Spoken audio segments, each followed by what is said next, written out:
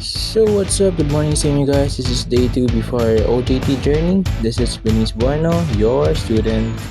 And ito ngayon on the way na tayo papunta sa before sa Kabaritan, which is ayan po yung lugar na pinag-OJT natin ngayon.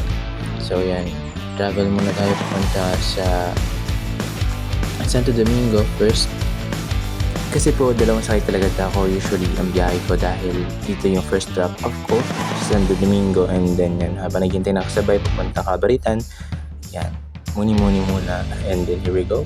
Kaya na may kasabay na ako, bali 4 kami sa isang biyahe, so equivalent to 20 pesos ang isa. So ngayon, dito na kami sa before mismo, and naghanap muna ako ng mga sako na pwedeng gamitin sa iipunan ng mga dumi na makukuha namin sa side ng fish pond. So ito na nga, start na tayo magwalis and magbunot-bunot ng mga damo sa paligid sa gilid ng fish pond para naman mas maganda, malinis yung area natin. So we are group 2 nga pala, by the way, and the name ng grupo namin ay Romes, and I'm the assigned leader. And ngayon, kaya kailangan talaga double yung effort natin. So yun na nga guys, alam niyo ba napakalagi na pinagtapunan ko ng basurang yan, but still worth it naman. Kasi yan, may yung mga fans tayo na kumaway-kaway dyan sa gilid. Ayan. This is IXL Tilapia. So yan po yung malalaking tilapia ang friends natin here sa OJT sa before Kabaritan. And ngayon naman po magpupukot kami. Kaya hinundan na namin yung net kinuha namin dun sa kabilang fish pond. Kasi ililipat namin siya dun sa mismong area kung saan kami magpupukot. Ayan, medyo tamang setup lang muna. Ayan, tanggal ng mga bakal sila kasi sakit pag sumabit sa paa. And then ayun, nag-dredge kami ng net para mahuli namin lahat ng mga breeders. So yan, moving forward, dahan-dahan namin inangat yung net, syempre para maiwasan yung makatalon yung mga breeders kasi taas din nila talagang tumalon. And so yun guys, nakita nyo naman ay itong nataas na namin sila. Syempre may mga nakuha rin kaming mga similya, so hiniwalay po muna namin sila para hindi sila mabugbog at mamatay. And alright, now here we go. Ngayon, ito po yung process kung saan naman namin kinukuha yung mga eggs sa mouth ng mga tilapia breeders natin. Siyempre, ginagawa po natin ito para mas mataas yung survival rate ng mga fry.